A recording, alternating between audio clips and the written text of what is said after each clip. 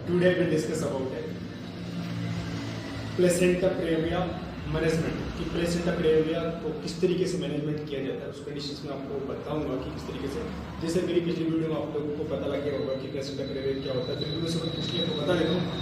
जो placenta praevia होता है उसमें जो प्लेसेंटा होता है वो अधेरेंट होता है, यानी जो प्लेसेंटा ग्रो करता है वो लोअर सेगमेंट यानी लोअर यूट्रन सेगमेंट में या इंटरनल ऑस ऑफ यूट्रस वहाँ पर वो ग्रो कर जाता है और उसको कम्प्लीटली इनकम्प्लीटली कवर कर लेता है।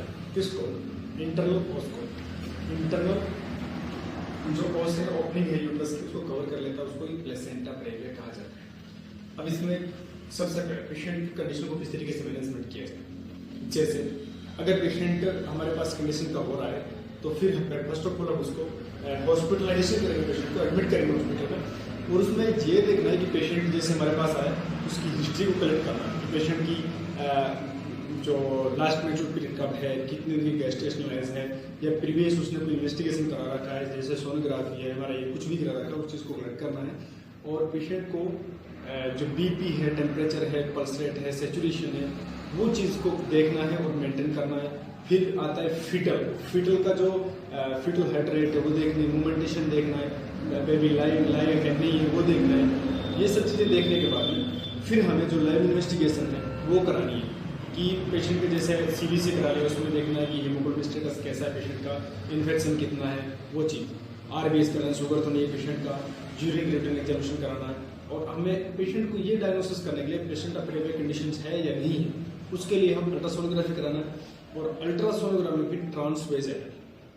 दो तरीका सोनोग्राफी होता है कि ट्रांसवेजल सोनोग्राफी होता है, उसमें क्या होता है जो ट्रांसवेजल के जो वेजल के थ्रू वेजल रूट के थ्रू हम ये आइडेंटिफाई करते हैं कि जो प्लेसेंटा है वो कहाँ पर ग्रो कर रहा है। तो transvaginal is best then the trans abdominal. Trans abdominal में जैसे ट्रांस एब्डोमिनल ऊपर एब्डोमिनल से करेंगे सोनोग्राफी तो उसमें ये फाउंड आउट नहीं हो क्लियरली कि जो बच्चा है उसके नीचे जो प्लेसेंटा आया हुआ है उसकी पोजीशन कहाँ पर है, वो हम ट्रांसवेजल करेंगे तो उसमें क्लियरली फाइंड आउट हो जाएगा। इसीलिए जो मोस्ट इंपोर्टेंट है वो ट्रांसवेजनली सोनोग्राफी कराते हैं, वो जो मस्ट है इन दिस कंडीशंस में। और इस कंडीशंस में जैसे अगर फिर करा सकते हैं जैसे एमआरआई करा सकते हैं उसमें भी क्लियरली फाइंड आउट हो जाता है, बट उसमें थोड़ा पैसा ज़्यादा लगता है, इसीलिए transvaginal sonography is most important in this conditions. पहले मैं बताऊंगा आपको अगर किसी पेशेंट को जो प्लेसेंटा प्रेविया कंडीशन है उस कंडीशन पर कभी भी परवेजनल एग्जामिनेशन नहीं करना है। परवेजनल एग्जामिनेशन इसलिए नहीं करना है अगर पेशेंट को ब्लीडिंग हो गया तो वो ब्लीडिंग को रोकना बड़ा मुश्किल होगा क्योंकि वो ब्लीडिंग रुकेगी नहीं, तो इसलिए ट्रांसवेजनल उसमें पीवी एग्जामिनेशन करना है कि डेंजरस कंडीशन से इसलिए उसको अवॉइड करें और ट्रांसवेजनल सोनोग्राफी करेंगे। क्योंकि जो वेजल जो सोनोग्राफी करता है ट्रांसवेजनल जो वो छड़ी होती है जो उसको हम ट्रांसवेजनली बस वेजल रूट तक ही ले जाते हैं, अंदर जो एक्सटर्नल ओस है वहाँ तक ले जाते हैं, उससे ऊपर नहीं ले जाते हैं क्योंकि उसमें टच करेंगे तो वो ब्लीडिंग को इंडिकेट करेगा, इसीलिए उस कंडीशन को नहीं करा सकते। देन फिर मैं इसमें बात करूँगा कि जो पेशेंट है उसका जो हमने इन्वेस्टिगेशन कराया तो उसमें अगर हमें लगा कि हाँ इसको प्लेसेंटा प्रेविया की कंडीशन से, उस कंडीशन में दो तरीके के मैनेजमेंट हम करते हैं। एक तो कंजर्वेटिव मैनेजमेंट किया जाता है जिसमें हम वेट एंड वॉच कर सकते हैं, एक होता है एक्टिव मैनेजमेंट जिसमें हम वेट एंड वॉच नहीं कर सकते। अगर एक्टिव मैनेजमेंट की कंडीशन हो रखी है तो उसमें हमें पेशेंट को अर्जेंटली या इमीडिएटली ट्रीट करना पड़ता है, मैनेज करना पड़ता है उस कंडीशन में। और जो कंजर्वेटिव ट्रीटमेंट उसके बारे में डिस्कस करूंगा। कंजर्वेटिव ट्रीटमेंट में क्या होता है कि हम थोड़ा सा पेशेंट का वेट एंड वॉच कर लेंगे। अगर हमें लग रहा है कि पेशेंट हमारा स्टेबल है, जैसे बीबी की जो बेबी है उसकी जो वेलबींग ठीक है तो हम उसमें वेट एंड वॉच कर सकते हैं। या मदर का जो हीमोडायनेमिक स्टेटस है यानी बीपी है, टेम्परेचर है, शुगर है, या फिर कहते हैं कि जो एनीमिक कंडीशन है वो स्टेबल है, वो एनीमिक नहीं है पेशेंट और उसके जो बीपी है वो ठीक है तो उस कंडीशन में थोड़ा वेट कर सकते हैं।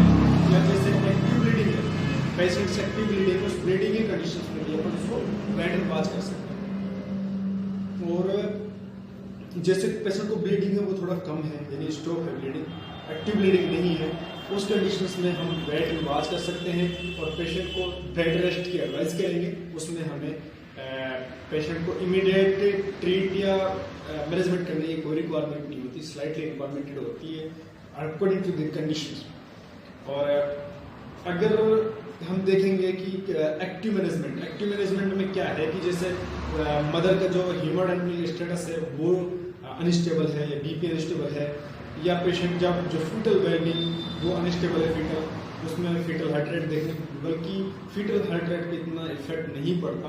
बट अगर पेशेंट हाइपोवोलेमिक शॉक में जा रहा है, पेशेंट का बीपी कम है या रिकरेंट ब्लीडिंग है, ज़्यादा ब्लीडिंग है, सीवियर ब्लीडिंग है, उस कंडीशन में हमें मेंटेन करना और पेशेंट को इमीडिएटली मैनेजमेंट करना उस कंडीशन में कि पेशेंट का जो बीपी है वो कम ना हो। अगर हमें लगे कि ब्लड का जो प्रेशर है वो कम है और पेशेंट का जो जैसे नाइल्स हैं, हैंड्स हैं, पीस है या इसके अलावा है, वो हमें लग रहा है कि थोड़े जो जेलुइन कलर्स हैं तो एनीमिक दिख रहा है पेशेंट, तो उसकी कंडीशन में क्रॉस मैचिंग के लिए ब्लड लेंगे और पेशेंट को RH इनकम्पेटिबिलिटी देखेंगे। अगर RH नेगेटिव पेशेंट है तो anti-D का इंजेक्शन हमें लगाना पड़ सकता है।